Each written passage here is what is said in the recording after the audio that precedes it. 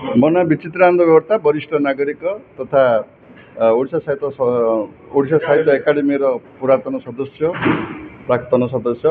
ଏତିକି କହିବି 2036 ଭିଜନ ଡକ୍ୟୁମେଣ୍ଟରେ ଯେଉଁ ଆଜି ଆଲୋଚନା ହେଲା, ଏଥିରେ ବୁଦ୍ଧିଜୀବୀ, ଇଞ୍ଜିନିୟରଠୁ ଆରମ୍ଭ କରିକି ପ୍ରତ୍ୟେକ ବର୍ଗର ବ୍ୟକ୍ତିବିଶେଷ ଏଥିରେ ଥିଲେ। ଆଜି ଆମେ ଯାହା ହିସାବ କରୁଛୁ ପ୍ରାୟତଃ 200 ଆମର ଯୋଗାଯୋଗ କରିଥିଲେ ପାର୍ଲାର ଲୋକ ଗୁଡ଼ାକ। କିନ୍ତୁ এই ଐତିହାସିକ ସଂସ୍କୃତିର ପୀଠ ଆଉ ଏଇ ଜାଗାରେ ଯେଉଁ ପ୍ରକାର ଯେଉଁ ଏନ୍ତୁଡ଼ିଶାଳ କହିଲେ ନ ଚଳିବ, ସାରସ୍ୱତ ସାଧନାର ଏଇଭଳି ଗୋଟେ ଜାଗାଟେ ଆଜି ନିଶ୍ଚିତ ଭାବେ ଅବହେଳିତ ଅବସ୍ଥାରେ ଅଛି।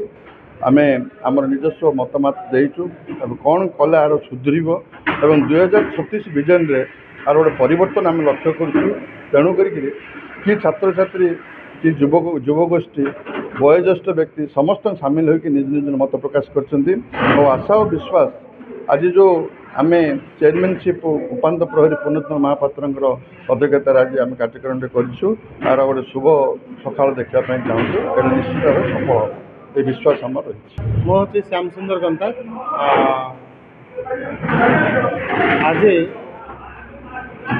ପାଳାଖେମୁଣ୍ଡିର ସମସ୍ତ ନାଗରିକମାନଙ୍କୁ ନେଇ ଏକ ଆଲୋଚନା ଚକ୍ର କରାଯାଇଥିଲା। ସେ ଆଲୋଚନା ଚକ୍ରର ମୁଖ୍ୟ ଉଦ୍ଦେଶ୍ୟ ଥିଲା 2036 ଭିଜନ ଡକ୍ୟୁମେଣ୍ଟ।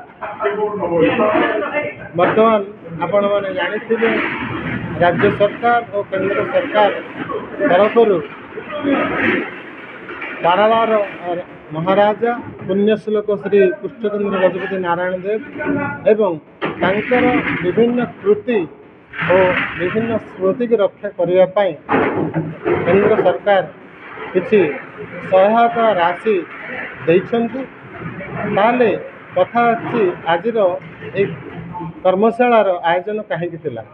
ଏ କର୍ମଶାଳାରେ ପାରଳାର ବିଶିଷ୍ଟ ବୁଦ୍ଧିଜୀବୀମାନେ, ବରିଷ୍ଠ ନାଗରିକମାନେ ତଥା ସାମ୍ବାଦିକମାନେ ଏବଂ ଆଇନଜୀବୀ, ଶିକ୍ଷକ, ଶିକ୍ଷାବିତ୍, କବି, କବୟିତ୍ରୀ, କୃଷକ ନେତା, ଶ୍ରମିକ, ଇଞ୍ଜିନିୟର, ସମସ୍ତ ଗୋଷ୍ଠୀର ବ୍ୟାଙ୍କର ସମସ୍ତେ ଯୋଗ ଦେଇଥିଲେ ଏବଂ ଯୋଗ ଦେଇ ସେମାନେ ସ୍ୱପ୍ନର ପାରଳା 2036 ସୁଦ୍ଧା କିପରି ସେମାନେ ଚାହୁଁଛନ୍ତି ତା ଉପରେ ସେମାନେ କିଛି କିଛି ପ୍ରସ୍ତାବ ରଖିଥିଲେ ଏବଂ ସେହି ପ୍ରସ୍ତାବ ଗୁଡ଼ିକୁ ଏଇଠି ଲିଖିତ ଭାବରେ ରଖାଯାଇଥିଲା ଏବଂ ପରେ ପରେ ଅଗ୍ରାଧିକାର ଭିତ୍ତିରେ କେଉଁ କେଉଁ ପ୍ରସ୍ତାବ ଗୁଡ଼ିକ ଆଗାମୀ 2036 ଡକ୍ୟୁମେଣ୍ଟ ଭିଜନରେ ରହିବ ତା ଉପରେ ସବିଶେଷ ଆଲୋଚନା କରାଯାଇଥିଲା।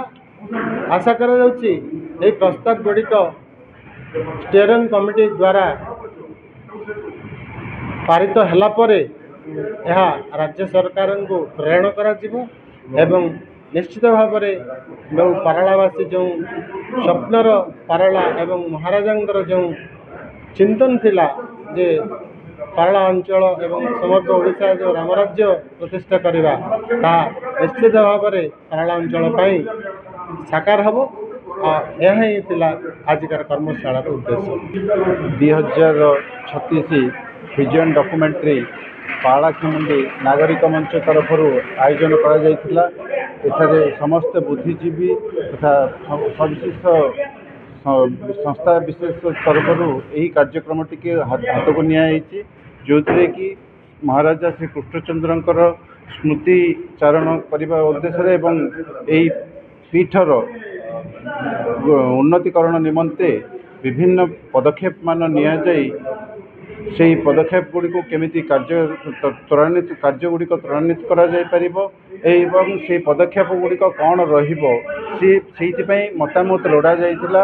ଏଇଥିରେ ସମସ୍ତ ବ୍ୟକ୍ତିବିଶେଷ, ସମ୍ମାନିତ ବ୍ୟକ୍ତିବିଶେଷ ଏବଂ ଶିକ୍ଷାବିତ୍, ଆଇନବିତ୍ ଏବଂ ସମସ୍ତ ବର୍ଗର ବ୍ୟକ୍ତିବିଶେଷଙ୍କୁ ନେଇ ଏକ ଆଲୋଚନା ଚକ୍ର କରାଯାଇଥିଲା। ସେହି ଆଲୋଚନା ଚକ୍ରରେ ବିଭିନ୍ନ ମତାମତ ଆସିଛି। ସେହି ମତାମତକୁ ଗୋଟିଏ ଷ୍ଟିଅରିଂ କମିଟି ଦ୍ୱାରା, ଯାହାକି ଉପାନ୍ତ ପ୍ରହରୀ ପୂର୍ଣ୍ଣଚନ୍ଦ୍ର ମହାପାତ୍ରଙ୍କ ଅଧ୍ୟକ୍ଷତାରେ ଗୋଟିଏ ଷ୍ଟିଅରିଂ କମିଟି କରାଯାଇଛି।